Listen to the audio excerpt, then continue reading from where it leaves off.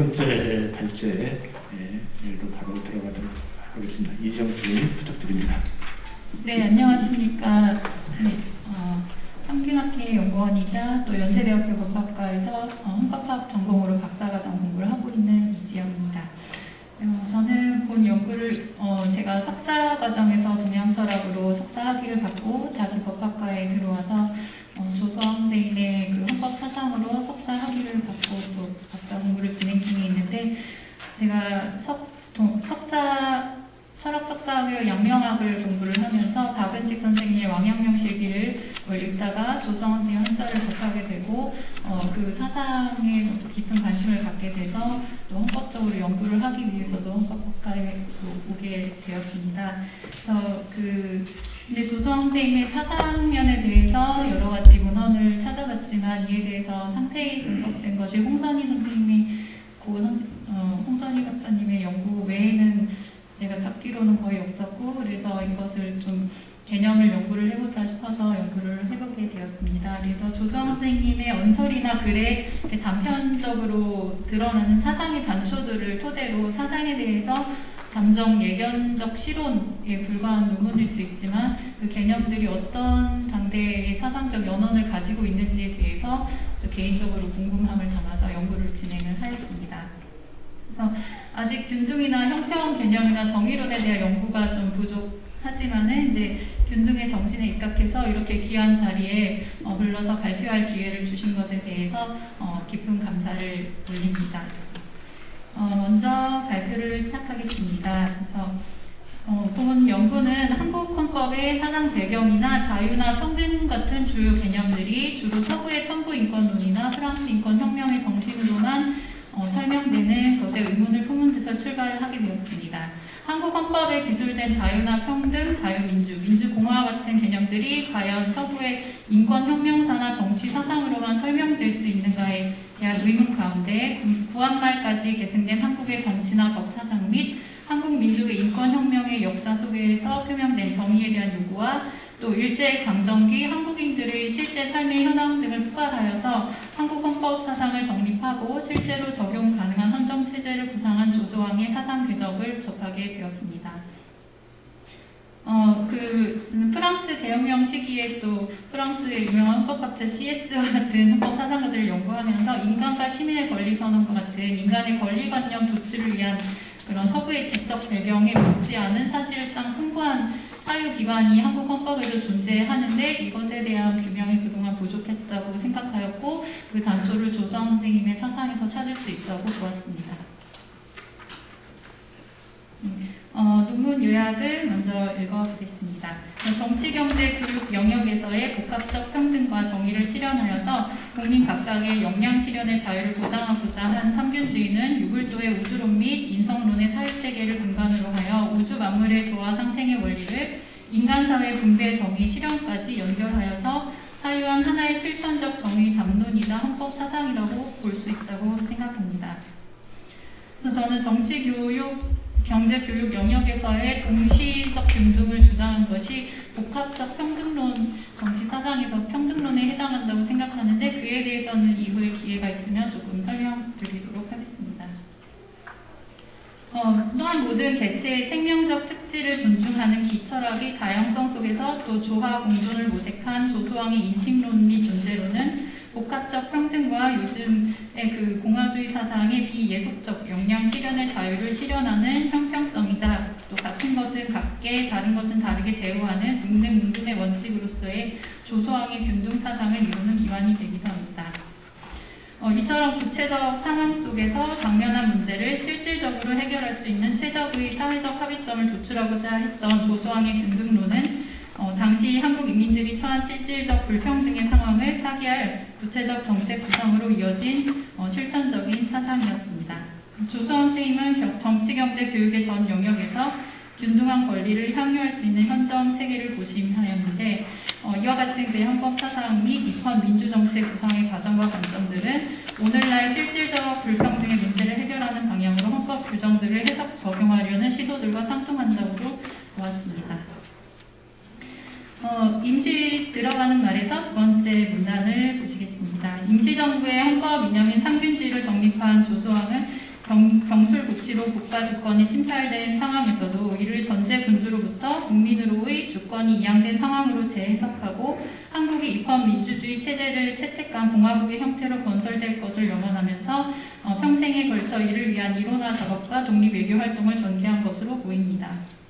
조소왕 선생님이 활동했던 시기는 중국을 위시한 아시아의 지식인들이 서구의 정치 제도를 자국의 정치 개혁을 위한 수단으로 도입하려 하면서 또 육아사상 등 종래의 정치 사상과 담론을 재해석하고 또 당면한 정치 사회적 문제 해결에 적용하려는 사상적 변용이 일어났던 시기였습니다.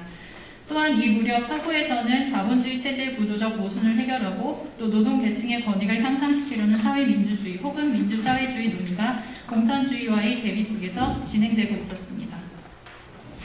조선 선생님은 이러한 국내외 정세 격변에 관심을 두고 중국과 일본을 위시한 동아시아의 지식인들이 어떤 방식으로 전통의 사회체계를 서구 입헌민주주의 전제들로 재해석하고 또 사회개혁의 동력으로 삼고자 했는지에 대해서 사상과 실천 면에서 관심을 기울였습니다. 그래서 이제 중국 신해혁명의 경과에도 관심을 가지고 러시아 혁명의 전개 및 영국 노동당 등 유럽 사회 3인주의 계열 정당들의 인사들과도 접촉하고 하면서 한국에 적용할 가장 적실한 헌정체제와 정책 등을 고심하였습니다. 또 이미 아시듯이 조성 선생님은 성균관 재학 시절부터 각종 사상을 섭렵하시면서 사상을 정립하셨습니다. 그래서 조성 선생님께서는 육아사상 및 신육아사상을 비롯하여서 불가와 도가사상, 또 대종교사상, 또 파울젠 및 쇼펜하우의 사상, 또 일본 민권사상가들의 인권 논의 등 동서양의 정치사상 및 윤리학 관련 서적들을 탐독하였고 세계의 종교 이론에도 관심을 가지는 등 바람직한 정치 공동체의 이상과 인간의 본질에 관한 깊은 사상적 관심을 기울였습니다. 그리고 이를 상균주의 기반으로 삼았습니다. 이처럼 상균주의 사상적 기반은 불가 및 도가 사상을 접목한 동아시아 근대 성리학의 인식론 및 존재론, 또 서구 윤리학과 정치철학, 주요 종교 사상의 제 담론들을 포괄하는 것으로 보입니다. 그래서 상균주의 사상은 전통 사회체계에서의 도덕 이성과 자유, 또 균등을 기초로 한 공동체 이상들이 어떤 방식으로 근대 입헌주의 국가로서의 기틀을 갖춰야 할 한국 사회에 적용될 정의 담론이자 정치 철학, 또 나아가 헌법 이념으로 그 내재적 연결을 이룰 수 있는지를 고심한 당시의 최고의 헌법 사상이라고 할 수 있습니다. 조소왕 선생님께서는 상균주의 원리를 골고루 알고 이제 골고루 걸고 골고루 하자는 것이라고 하였으며 상술한 바와 같은 폭넓고 깊은 사상과 정책 연구를 통해서 균지, 균권, 균부의 요구는 인간의 본원이라고 보았습니다. 그리고 이것이 가능한 국가를 신민주제도라고 하였습니다. 그러면 그 선행 연구 분석에 대해서는 읽어보시면 될 것 같고 제가 집중적으로 분석한 부분을 중점적으로 발표드리겠습니다. 그래서 발제문의 143페이지 보시면은 이미 이렇게 많이 보셨겠지만은 당위 도설 내방도가 나와 있는데 제가 여기에 나와 있는 개념들을 하나하나 조금 분석하면서 조성 선생님의 사상의 면모에 대해서 좀 추정해보고자 하였습니다. 관련 표를 보시면서 설명을 들으시면 될 것 같습니다. 상균주의 사상 배경과 균등 개념의 항의에 대해서 말씀드리겠습니다. 그래서 본 장에서는 조소왕 상균주의 사상 배경과 이론적 체계를 개괄해보는 가운데서 조소왕 균등사상의 의미를 밝혀보고 이것이 어떻게 정치경제교육 방면에서 실질적으로 적용되고 있는지에 대해서 살펴보고자 합니다. 먼저 도식적 개요를 보시면 상균주의 구상의 정모는 1932년도에 작성한 한국독립당의 연구 방법에 수록된 당위도설 내방도와 또 그 외원에 대한 자세한 설명이 외원도 범해를 통해서 개략을 파악해 볼 수가 있습니다. 그래서 전체적으로 조금 설명드려보면은 그 당위도설 내방도의 그 외원 부분 태극 모양으로 된 부분은 이제 인정률과 물리률이라고 해가지고 이제 인간 세계와 자연 세계의 어떤 그 원흉한 원리를 표현한 것이라고 보고 그 중간에 있는 부분은 경세론에 해당하는 것으로 파악을 하였습니다. 그래서 당위도설 내방도의 구조를 보시면은 여기 이제 일단 이 그림은 태극도를 활용해서 우주론 및 인성론을 표현했던 성리학적 표현 방식을 활용하고 있는 것으로 보입니다. 우선 내방도의 외원을 이루는 주 개념들을 보시면은 음양이랄지 본각, 시각, 우주와 같은 것들이 들어 있습니다. 그래서 이러한 개념들은 이제 불가와 도가의 우주론 및 심성론을 또 신유가 사상의 틀과 적용 절충해서 경세론 사상의 사상적 기초로 삼고자 한 조소왕의 사상적 고심을 담고 있는 것으로 보입니다. 그리고 그림 2에 보시면은 그림 2는 이제 그 외원에 압축되어 있는 뭐 음양, 본각, 시각, 우주론을 좀 펼쳐서 개념으로 설명하시려고 했던 것으로 보입니다. 그래서 그 외원도는 이제 외원의 추격적으로 표현된 자연철학의 사유들과 또 인성론 등의 세부적인 양상들을 표현하고 있는 것으로 보입니다. 그래서 내방도는 또한 그 내부에는 또 외원의 우주론을 실현하고 또 인성론과 유기적으로 연결된 경세론의 요소들을 3단 관계로 보여주고 있습니다. 그래서 이는 우주론적 유기체의 한 부분으로서 인간의 실천적 의지를 경세의 측면에 실현하면서 인간 공동체의 안정과 조화 및 이를 통한 자연의 합법칙성을 도덕 이성으로 완성하려는 내성 외왕 혹은 후기치인의 성리학적 이상을 반영하고 있다고 볼 수 있습니다. 또 내방도의 내원은 상중하의 종적 삼중 구조와 자중우의 횡적 삼중 구조의 유기적 얽힘으로 구성되어 있는데 조수왕 선생님께서는 그 관계에 대해서 상세히 상술하신 바가 있습니다. 또 각 표상들의 상호 관계는 점선의 교차로 표시되어 있고 또 내방도의 좌우에는 이제 정치, 경제, 교육 3균 제도로서 이제 정치 권력의 균등, 경제 생활의 균등, 교육의 균등을 이룬 민주국을 건설한다는 삼균주의 사상의 핵심 구상과 목표도 명시되어 있습니다. 또 다음으로는 이제 책자의 144페이지에 있는 외원도 범의 구조를 잠시 개략해 보도록 하겠습니다. 그래서 그림 2의 외원 해석표에는 첫 번째로 이제 시상, 시상, 고상, 공상의 세 가지 상으로 우주 만물의 현상, 변화 및 인간의 특질이 표현이 되어 있는데 조수왕 선생님은 이제 고치가 나비로 변화하는 현상을 예를 들어서 본성 하나의 세 가지 형상이 서로 얽혀 있다고 하셨고 또 이처럼 본래 원흉학에 작용하는 존재의 원리가 세 가지 양상으로 드러나는 이치를 이름할 길이 없어서 기라고도 하고 시라고도 하고 공이라고도 부른다라고 직접 명하셨습니다. 그래서 그런 관념을 이 표에 표현하시려고 했던 것으로 보입니다. 그래서 기는 한정이 없고 또 시는 시종이 없고 공은 한계를 넘는 것으로 이러한 세 가지의 상이 섞여서 어떤 현상이나 현현이 될 때 그것을 눈으로 볼 수 있다고도 볼 수 있는데 이제 그림 이의 구조 역시 이와 같은 인간 인식론의 3상의 인식 체계를 보여주는 것으로 보입니다. 근데 이제 이러한 인식론적 체계는 사실 제가 상세히 공부는 못했지만 한트 인식론이나 서구의 그 인식론 학자들에게서도 보이는 비슷한 양상인 것으로 보이고 이것을 이제 헌법 사상을 기초하는 인간 본성을 사유하려고 했던 어떤 사상의 근간으로 보여서 저도 좀 더 상세히 연구를 해보고 싶습니다.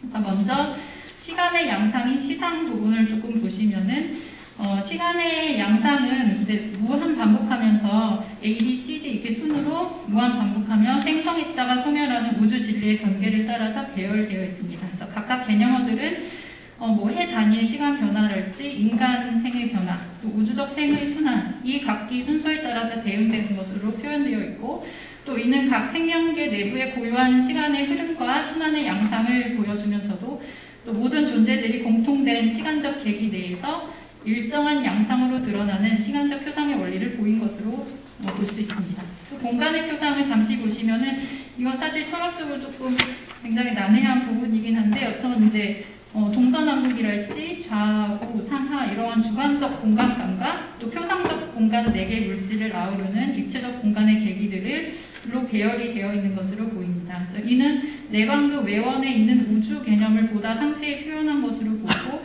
이는 인간을 포함한 우주 만물의 생명의 흐름이 진행되는 시간의 계기 속에서 또 주관적 표상과 객관적 대상의 인식적 공통감의 존재를 가능하게 하는 공간이 인간 인식과 존재의 근원적 요소임을 철학적으로 보여주고 있습니다. 그리고 또한 이제 고상 부분은 인정률과 물리률로 나눠져 있는 것을 보실 수 있습니다. 그래서 이와 같은 내원과 외원의 시공간 표상을 통해서 볼 때 이제 조소왕 선생님은 자연물과 인간 또 객관 대상과 상호 주관성을 관통하는 세 개의 존재 양상을 어떤 객관적인 시공간의 틀을 통해서 인식되는 존재들의 양상과 배열을 통해 드러내려 하신 것으로 보입니다. 그래서 조선 선생님이 심해무물과 물해무심의 그 명제에 대해서 말씀하신 바가 있는데 이것이 삼균주의 사상적 기반이 된다고 하였습니다. 근데 이때 이제 상세히 뭐 적어놓긴 했지만은 사실 이제 양명학의 그 기본 명제도 심해무물이거든요. 근데 이제 심이라는 어떤 주관적인 도덕 이성을 이야기하고 그다음에 물은 객관적인 어떤 표상들이나 사회 질서를 의미하는데 이제 그것들이 둘이 아니고 이제 하나이고 결국에는 모두 다 이제 인간이 우주적인 자연법, 또 자연 합법직성을 도덕 이성으로 발현하여서 경세론에 적용한다는 그런 이제 원흉한 도덕 이성을 도덕 윤리를 보여주는 것으로 보입니다. 그래서 관련하여서는 뭐 여기 밑에 주석에 제가 조금 상세히 적어보았습니다. 근데 이제 이러한 이제 심해무물이랄지 그 상호 주관성을 객관성으로 삼는 이런 이론들은 이제 어떤 허무맹랑한 형이사학적인 논쟁이라기보다는 이제 객관성의 조건을 찾으려고 하셨던 걸로 보입니다. 그래서 법학이나 이제 헌법의 주요 주제는 저는 이제 누구나 상호 인정할 수 있는 객관성의 조출이라고 보이는데 그것을 철학적으로 인식론적으로 어떤 식으로 상호 주관하고 관계하는 개체들 사이에 합의적 객관성을 찾을 수 있을지 그것에 대해서 많은 사상적 고심을 하신 것으로 보입니다. 그래서 서구에서도 이제 자꾸 이제 서구와 비교를 하는 것이 사실은 우리가 그 이론에 종속됐다라기보다는 이제 서구에서도 보통 헌법의 규정들이 자연법이 이제 자연권으로 정립이 되고 자연권에서 인권으로 정립이 되는 그런 과정들을 이제 프랑스 철학사에서도 이제 보이는데 이때 이제 자유나 평등의 이상이 어떤 공상에 머무르지 않고 하나의 권리로 정립되고 그게 실정법적 권리가 되는 그런 관계들이 이제 쭉 사상부터 실정법까지 이어지게 되는데 조성황 선생님도 그와 유사하게 그런 사상적 구상들을 하셨고 그 내면의 깊이가 굉장히 깊었다고 보입니다. 그리고 그 다음에 그 부분은 한번 궁금하시면 읽어보시면 되겠습니다. 그 다음에는 이제 관련해서 뭐 인정률과 물리률에 대해서 제가 조금 개념을 분석을 해놓은 것이 있습니다. 그래서 이제 시간 관계상 짧게 이제 목차 위주로 말씀드리겠습니다. 그래서 인정률 같은 경우는 이제 인간세의 어떤 도덕 법칙성인데 이때 이제 진선미 원리의 실천 양상을 드러내고 있습니다. 그래서 인정률은 상수란 바와 같이 어떤 관계에 처한 도덕적 주체로서의 인간, 즉 심으로서의 인간이 시공간의 계기로 표상된 각종 변화와 관계 양상의 본질을 온전히 인식하고 그것이 이제 그 당위도설 내방도에 나온 각이라고 이제 보입니다. 그래서 각 개념에 대해서도 뒤에 이제 상세하게 적어놓았는데 각 개념은 사실은 불가 철학에서도 또 원효 대승기신론서를 제가 다 읽어보지 못했지만은 불가에서도 뭐 아래아식이니 하면서 이제 여러 가지 그 인간이 도덕 주체로서 세계의 이성 법칙을 깨닫고 또 그것을 인간세에 실현할 수 있는 그런 실천적 이상으로서의 그런 면모를 이제 각이라고 하는데 그것은 불가 철학에서도 또 논의가 되고 그 논의를 또 받아서 신유가 철학에서도 각 개념이 양명학이나 이런 데서도 많이 논의가 됩니다. 그래서 그런 것들이 이제 분각과 시각으로 해서 당위도설 내방도 외원에 이렇게 압축적으로 드러나 있는 것으로 보입니다. 예, 그리고 148쪽을 보시면 조성호 선생님께서도 이제 선언문을 통해서 진 개념은 이제 동기를, 그 다음에 선 개념은 행동을, 또 미 개념과 결과를 이제 연결을 하였고, 또 이때 진선미는 자연 만물과 인간 성정을 관통한 우주의 원리라고 할 수 있고, 또 기행과는 이러한 우주의 진리를 체현하는 인간의 실천적 성정과 행동, 또 그 결과를 의미하는 것으로 볼 수 있습니다. 그리고 또 물리률 같은 경우는 이제 관계적 생명 근원, 그 기의 그 흐름과 전개인 음양에 대해서 여러 가지 개념들로 설명을 해놓고 계신 것으로 보입니다. 예, 그리고 이제 균등 개념의 철학적 기초에 대해서 조성원 선생님께서 이렇게 원서를 통해서 말씀하신 것과 이제 그 도서를 보면서 제가 이제 세 가지 개념으로 추출을 해보았는데, 한 가지 이제 최상용의 추론 방식이 있고, 이제 두 번째로는 조성원 선생님의 기의 존재론 있고, 그 다음에 세 번째는 진선미의 가치 세계와 실천적 인간상을 그 균등 개념의 철학적 기초 개념으로 꼽아보았습니다. 그래서 간략히 설명드리면은 이제 조성 선생님의 그 채상용의 추론 방식 같은 경우는 이제 조금 사실 어렵기는 한데 여기 이제 150페이지에 보시면은 조성 선생님께서 일신교령을 말씀하실 때 이제 하나의 본체가 6으로 쓰이는 거고 또 6 본체가 하나의 본체 6 본체가 아니고 하나의 본체가 참된 본체라고 하시면서 이제 자신 역시 이러한 6 성인과 하나의 심체로 연결되어 있다 하는 일신의 사상을 피력하셨습니다. 채용의 사유 논리로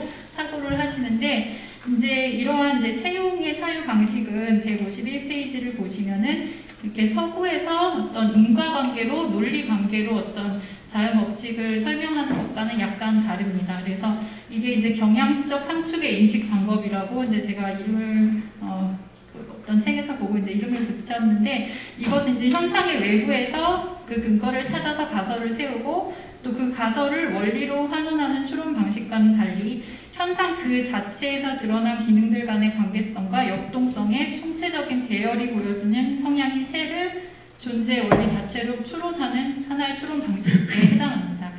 그래서 이제 전체적인 현상들을 보고 그 현상들 사이에 각각의 어떤 사장되는 개체들 없이 그것들을 모두 포괄하는 원리를 딱 직관하는 그것이 이제 체라고 할 수 있고 또 그러한 하나의 리기 개념으로도 이제 설명될 수 있는데 전체를 총괄하는 어떤 도덕 이성의 원리 그것을 이제 체라고 볼 수 있고 그것들의 활용을 용이라고 쉽게 이해하시면 될 것 같습니다. 그래서 조성환 선생님께서도 이런 체용의 사유 구조로 사유를 추론을 하신 것으로 보입니다. 그래서 이때 이제 경향적으로 어떻게 함축된 존재의 원리는 각 존재의 고유한 특질을 고유의 힘, 기로 응축해서 보유하기 때문에 이 체는 다양성을 존중하는 가운데서 적용될 수 있는 객관적 균형점, 균에 대한 표상이 될 수 있다고 보입니다. 그다음 이제 다음으로는 기의 존재론인데요. 이제 조상 선생님께서는 이제 상균주의가 유기론 철학에 의한 절대 진리인 지상의 이념이라고 하였고 상균주의 사상적 기반을 기 중심의 철학에 두고 있다고 하였습니다. 그래서 만물의 본체는 기뿐이라고 하였는데 이제 당시에 그 중국의 근대 사상가들 역시 기 개념을 그 종래 육아 철학에서 이제 기 개념을 조금 이렇게 국가 단위의 어떤 공동체 사상으로 이렇게 정립하려고 했던 것으로 보입니다. 그래서 기 같은 경우는 모든 만물에 이게 다 공유하는 어떤 본성이고, 그래서 모두 그 본성을 보유하기 때문에 어떤 이제 프랑스의 자연법 사상처럼 평등 사상의 이렇게 단초가 되기도 하는 것으로 보입니다. 그래서 그것들을 이제 한국적 현실에서 기 사상으로 정립을 해서 그것을 이제 헌법 사상으로 연결하려고 한 시도가 보여서 제가 분석을 해보았습니다. 그래서 그 핵심만 잠깐 읽어보시면은 기는 이제 각 구성원들의 본질적 자유의 특징을 억압하지 않고 고유의 다양성을 보존한 공동체의 생명 유지의 원리입니다. 그래서 이것들이 이제 같은 생명 원리와 가치로서의 기를 보유하기 때문에 서로 관계 맺고 있는 존재들이 생명 질서의 균형 있는 유지를 위해서 각자의 기도 동등하게 존중해야 한다는 평등 사상의 원류가 되기도 합니다. 그리고 이는 이제 이것은 저는 기를 사실은 헌법에서 자유라고 배치해서 봐도 무리가 없다고 개인적으로 생각을 하였습니다. 근데 이제 서구의 자유 사상과는 약간 영역의 그 분리가 있는 자유 사상과는 조금 다른 공동체에 접합돼서 공동체를 실현하면서 그 조화를 이루는 어떤 기 개념으로서의 자유 개념이라고 보았습니다. 그래서 이러한 자유는 모든 존재에게 또 고르게 보장되어야 한다는 균등 대우를 정당화하는 기제로도 사상적으로 작용하게 되는 것으로 보았습니다. 그리고 154페이지에는 이제 진선미의 가치세계와 실천적 인간상인데 조성 선생님 그 기록에 보면은 진선미는 목차만 존재하고 내용이 없는 것으로 확인됐습니다. 그래서 과연 진선미론에 뭘 쓰시려고 했을까를 이제 좀 추정해가지고 이게 딱 맞지 않을 수는 있지만 제가 추정한 바를 좀 적어보았습니다. 근데 당대에도 이제 중국 1920년대 상해에서도 또 과학과 형이상학 논쟁이 벌어지고 또 서구의 칸트의 이념을 이제 육아 철학과 결합해서 막 이해를 하려고 하면서 그 당시에도 진선미론이 굉장히 논쟁적인 주제가 되었고 또 저는 조선 선생님도 그것에 대해서 알고 계시지 않았을까 하는 이런 추정을 해봤습니다. 그래서 관련해서 또 우주의 그러니까 도나 이제 도 사상, 또 진 사상을 또 인간의 실천적 이성인 선으로 또 실현을 하고 그것들이 전체적인 조화를 이루는 미를 이제 추구하는 진선미론을 이제 한국 헌법 사상의 원류로 좀 보시려고 한 건 아닌가 이런 추정을 해보아서 분석을 해보게 되었습니다. 네, 그리고 관련하여서는 이제 상세히 적어놓은 것은 시간 관계상 읽어보시면 될 것 같습니다. 그래서 이제 조소왕 사상, 선생님 사상에서 균등의 의미랑 과연 무엇인가에 대해서 저는 앞으로 연구를 또 계속 해보고 싶긴 한데 일단 못차만 말씀드리면 이는 이제 복합적 평등과 또 비예속적 자유를 실현하는 형평성으로서 이퀄리티가 아니고 이제 에퀴티로 저는 보았는데 이제 차이가 사실은 좀 있는데 상세히 지금은 설명은 생략하도록 하겠습니다. 그래서 이와 같은 사유 체계에서 균형이라는 것은 사물이나 인간 사회의 현상 내부의 실제적 힘의 관계들 사이에 상황적 조화의 상태를 의미하고 이는 고정된 원리는 아니지만 그 객관성과 명확성을 획득하는 데 어려움이 있습니다. 그렇지만은 이러한 사유에서는 구체적 현실 세계와 구성원 각자의 고유한 특질을 실질적으로 고려하는 것을 중시하기 때문에 시시각각 실제적 균형점을 마련하려는 노력을 통해서 실질적 구조리를 개선할 수 있는 공적 합리성의 사유 기틀이 될 수 있다고 보입니다. 그리고 그래서 조소왕 159페이지에서 조소왕 사상에서 이제 균은 앞에서 살펴본 최적의 합의점 또 객관점을 도출하려는 인식론적 존재론적 바탕까지 고려했을 때 사회 구성원들의 본래의 생명 특질이 자유롭게 발휘돼서 다양하게 작용하고 또 사회적 합의의 최적점을 찾아가는 균형의 상태를 의미하는 것으로 보이고 조선 선생님의 균등 개념은 이러한 것을 모두 포괄하고 있는 것으로 보입니다.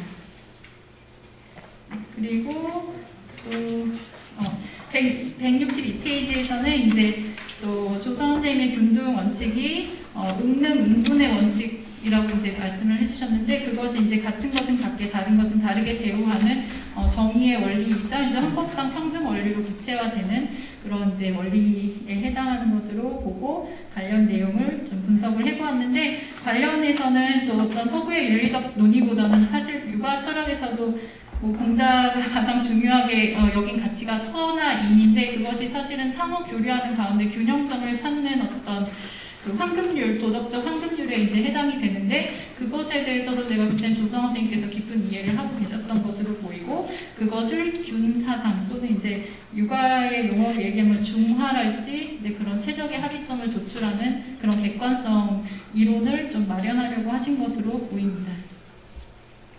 그리고 사실 이제 육아 철학에서 덕 개념에 대해서도 또 여러 이야기가 있는데 그것이 이제 그냥 착한 일을 하자 이 정도 수준이 아니고 이제 구성원 간에 서로 공존을 위한 균형점을 찾는 그러니까 강자가 약자를 함부로 침범하지 않는 힘을 덕이라고도 이제 표현을 하는데 그런 여러 가지 개념들이 이제 균등 사상에 담겨 있는 것으로 확인이 되었습니다.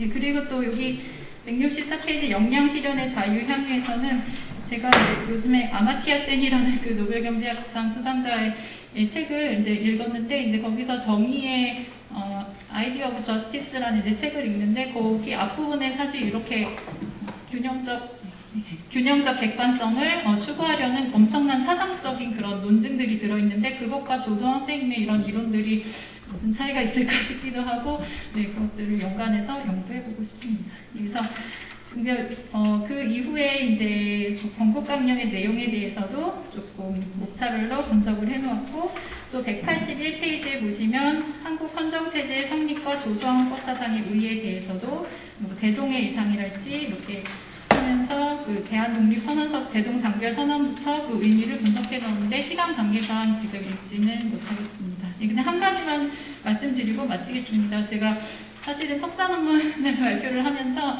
에피소드가 있었는데 그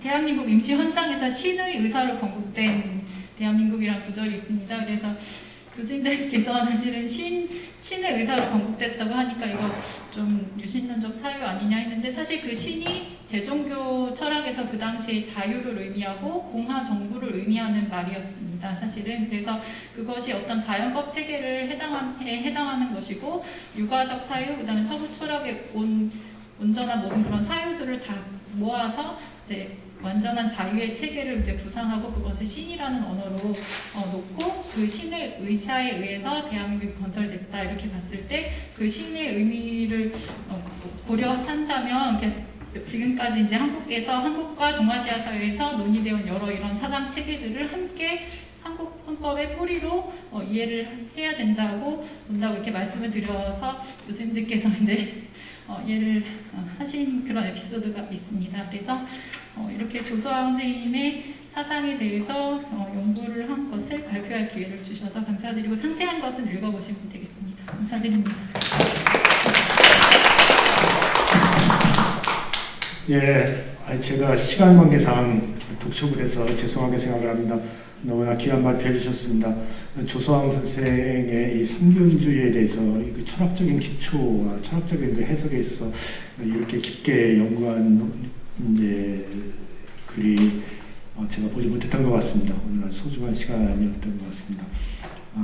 이정 선생님은 삼균주의의 우리 전통적인 우리 철학적인 그에 대한 어떤 그러한 함의, 특히 당의 도설에 대해서 설명을 해주시고 그게 그치지 아니하고 조서아 선생의 삼균주의를 현대의 어떤 근대의 그런 서양의 철학적인 개념, 그래서 와일스라든가 칸트라는 이런 철학적인 또 아마티아 센까지 그래서 그 재해석하는 이러한 시도까지 복합적으로 아주 그러한 중대한 그러한 의미가 있는 시도를 해주셨습니다. 조서아 선생님은 단순한 독립운동가라는 말에 어폐가 있습니다. 독립운동가 그 훌륭하신 분들 가운데서도 특히 그 사상적인, 지식적인, 문장적인 차원에서 우리 독립운동가 사상 가장 탁월한 그러한 분이었다. 저는 그렇게 생각을 합니다. 그래서 조서아 선생님이 단순히 삼균주의 헌정 사상을 제시하는 데 그치지 아니하고 그것에 어떤 민족적인 전통, 민족적인 사상에 토대를 놓으시려고 애를 쓰셨던 것을 생각이 들고 그것을 이정 선생님이 잘 밝혀주셨다 생각을 합니다. 그러한 토대가 바로 우리가 근데 일본의 국학의 전통이 아니겠습니까? 일본의 국학, 그 다음에 이제 중국의 또 고유한 어떤 전통이 아니겠습니까? 거기에 이제 대응하고 맞설 수 있는 우리의 뿌리를 또 우리의 정체성 형성하는 그런 과정이 아니었겠나 생각을 합니다.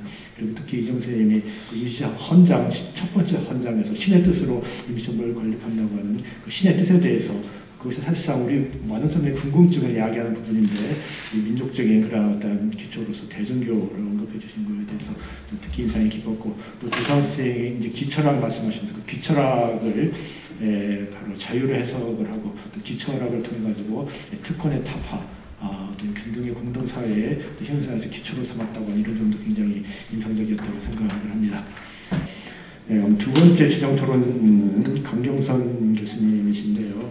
오늘 부득이한 사정으로 참석을 못하셨고 대신 전체 사회를 보시는 임형진 선생님께서 대신 토론을 해주시겠습니다. 부탁드립니다. 예, 강경선 교수님을 대신해서 제가 발표하도록 하겠습니다. 강 교수님께서 미리 원고를 보내주셨는데요. 자료집에 있는 거는 굉장히 길고 또 당신이 하셔야 될 얘기를 빠뜨렸대요. 그래서 새로 원고를 보내주셨더라고요. 짧은 내용을 보내주셨어요. 그래서 그걸 제가 읽어드리고서 대신하도록 하겠습니다.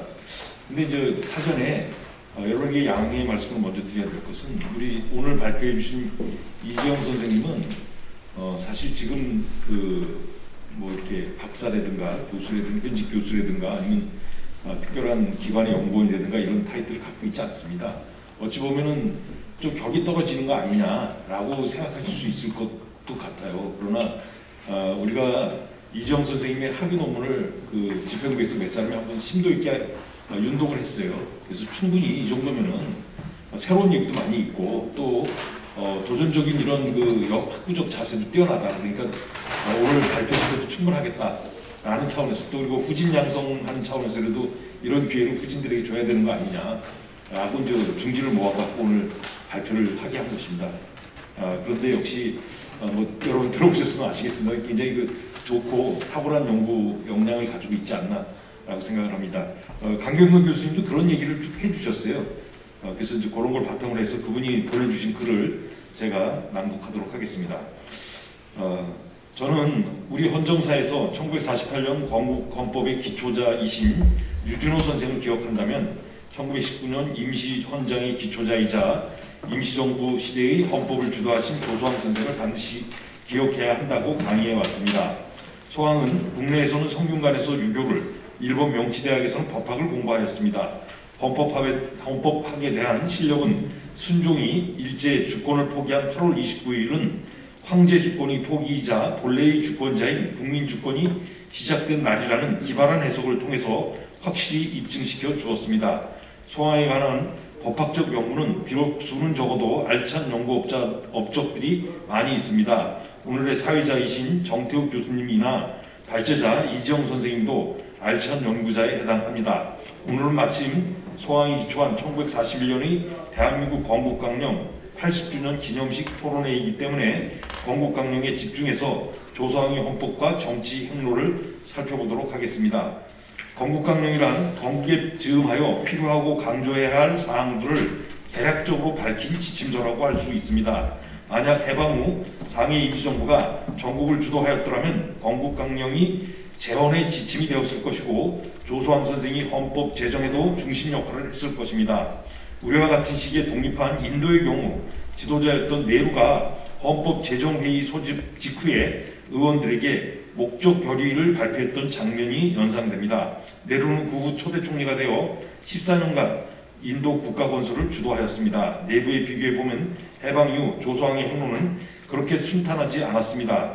임시정부의 초석을 다지고 독립운동에 헌신하면서 건국강령을 마련해서 독립 이후의 건국 프로그램까지 준비하셨던 분인데 정작 건국 단계에서는 남북한 그 어디에서도 그 역할을 감당하지 못한 채 정치적으로 고립의 상태에 빠졌습니다. 6.25 동란중 낙북되어 북한에서도 고초를 당하시다 돌아가셨습니다. 늦게나마 1989년 대한민국 정부가 최고의 훈장, 건국훈장을 추수한 것으로 약간의 보답은 드렸지만 독립 이후의 선생의 삶을 상상해보면 많이 외로우셨을 것이라고 생각됩니다. 분단 정국에서 우리나라의 민족주의는 세 개의 그룹으로 나눌 수 있습니다. 우선 사회주의 민족주의가 있습니다. 이들은 북한에서 정부를 수립합니다. 남한의 경우 두 개의 정치 노선이 대립했는데 한 노선은 분단 정부라도 우선 건국을 서둘러야 한다는 국가민족주의 입장이었고 다른 한 노선은 분단 정부를 거부하면서 통일정부에 의한 건국이어야만 한다는 입장인 통일민족주의이었습니다. 조소왕은 처음에 통일민족주의에 섰습니다. 통일민족주의는 한반도 전역에서 보면 중도 통합의 입장이지만 남과 북을 갈라놓고 보면 남에서는 좌편향, 북에서는 우편향의 정치 입장으로 분류됩니다. 그래서 어느 곳에서도 불편한 자리에 놓이게 됩니다. 실제로 대한민국에서 통일민족주의 노선은 심한 정치적 탄압의 대상이 되었습니다. 하지만 국가민족주의자들이 남겼던 독재와 부정부패의 정치를 견제하고 저항하면서 민주주의를 위해 큰 역할을 하였습니다. 이렇게 해서 두 갈래의 민족주의가 기량하는 가운데 오늘날 대한민국의 자랑이 된 산업화와 민주화 두 개의 상징적인 기념탑이 서게 된 것입니다. 충분한 민주공화국이 되기 위해서는 우리는 앞으로도 해야 할 일이 많이 있습니다. 많이 이룬 나라이지만 여전히 할 일이 많이 남아 있습니다. 이를 위해서 우리는 민족주의를 넘어서 공화주의 시각으로 무장해야 합니다. 공화주의는 자유를 출발점으로 해서 사회나 나라 전체가 공동선을 이루는 것을 목표로 합니다. 법의 지배 혹은 입헌주의와 맥을 같이 합니다. 공화주의는 민족주의와 겹치면서도 다릅니다. 공화주의가 열린민족주의에서 시작합니다. 기미독립선언문은 열린민족주의에 기반하고 있습니다. 발표자께서는 조소왕의 상균주의의 바탕이 되는 사상과 철학을 많이 이해하신 것 같습니다. 좋은 논문과 발표문에 감사드리고 향후 좋은 연구자가 될 것을 기대합니다. 제가 하나만 코멘트하도록 하겠습니다. 조소왕의 상균주의는 이미 역사문헌에 해당됩니다. 특히 유교, 불교 등 한문투로 서술되어 있기 때문에 더욱 그렇습니다. 이러한 난해한 문서는 연구자가 우선 해독할 능력을 갖추어야 하고 그 다음은 이를 독자들에게 설명할 수 있도록 하는 통역이 필요합니다. 설명과 통역을 위해서 비교법적 연구가 필요합니다. 비교하기 위해서는 일정한 기준이 필요한데 삼균주의가 민주사회주의에 해당한다거나 넓은 의미의 복지국가에 해당한다는 헌법 인형이라고 한다면 현대 복지국가 헌법이 가진 문제점이나 해법도 이에 해당됩니다. 크게는 자유, 평등, 의회의 상호관계 혹은 민주주의, 법치주의, 사회국가원리, 3자의 협력관계 등이 있고 작게는 자유권과 사유권 혹은 기본권과 충돌, 기본권 간의 충돌, 기본권의 수평적 효력 등에 관련된 논리, 비례의 원칙 등 많은 헌법 문제에 대한 해법을 위해 조상의 당위도설 내방도와 외원도범해에 기록된 개념어들이 현대의 헌법 문제를 해결하기 위해 어떤 시사점을 주는지 비교해서 많이 설명해 주시길 부탁드립니다. 감사합니다. 네, 이상입니다. 예, 감사합니다. 시간이 조금 지체됐습니다만은 이제 발표자 선생님들의 답변을 간단하게 들을 수 있도록 하겠습니다. 그럼 끝으로 이정 선생님 먼저 답변 부탁드리겠습니다. 네, 앞서 설명해 주신 것처럼 저에게 오늘 발표 기회를 주셔서 다시 한번 감사드리고 강경선 교수님 말씀에 대해서 짧게 말씀드리고 마치겠습니다. 강경선 교수님께서 이제 조소왕 삼균주의 사상 철학을 조금 더 효율적으로 이야기할 수 있으려면 조소왕 선생님의 언서를 이해할 수 있는 또 한문을 해독할 수 있는 언어 능력을 좀 배양을 해야 하고 또 그 사상들을 현대 정치 철학이나 헌법 이론과의 비교점 하에서 이제 소통할 수 있는 단위로 논의를 할 수 있어야 한다고 하셨는데 저도 그 필요성에 공감을 하고 앞으로 연구를 진행하면서 관련 역량을 더 쌓아서 조성원 선생님의 삼균주의 균등 사상에 대해서 또 헌법적 이론, 현대 헌법 이론과 관련해서 연구를 진행해 보고자 합니다. 그리고 저는 이제 개인적으로 앞으로 박사 논문을 한국 헌법의 평등권 관련해서 쓰고 싶은 생각이 있는데요. 지금까지 이제 헌법학 저서들을 보면은 거의 아까 말씀드린 것처럼 서구의 자연권론이나 정의론을 바탕으로 해서 헌법상의 평등권을 도출하는 구조를 보여주고 있는데 그때 이제 조성원 선생님의 상균주의를 어떤 식으로 한국 헌법의 평등 사상의 원류로 해석하고 또 현대적 의미를 넣어서 분석할 수 있을지 계속 고심을 해보고 싶고 관련해서 또 많이 배우고 싶습니다. 네. 발제를 기회를 주셔서 다시 감사드리고 이상 마치겠습니다. 예, 감사합니다. 일단 짧은 시간에 조성수의 헌법 사상을 우리가 다 할 수가 어떻게 있겠습니까? 다만 이 시간이 조금이나마 우리가 우리 헌법을 재해석하고 우리 헌법을 잘 성찰하고 바로 우리의 헌법, 우리의 정체성 있는 헌법을 만들어가는 우리의 미래를 설계해 나가는 조성원 선생님의 그래서 정신을 되살리는 그런 데 조금이라도 기회가 될 수 있으면 정말 바람이 없겠다 생각을 합니다. 시간이 많이 지나서 죄송하게 생각을 하고 플로어의 토론은 죄송하지만 시간 관계상 2부 마치고 전체 토론에서 같이 해주시면 고맙겠습니다. 네, 그럼 이것으로 학술대 1부 순서를 마치도록 하겠습니다. 네, 발제자 토론 선생님 감사드립니다. 네, 감사합니다. 예, 수고하셨습니다. 예, 이것으로 1부 순서를 마치고요. 한 10분만 쉬었다가 2부 순서 시작하도록 하겠습니다. 그런데 오늘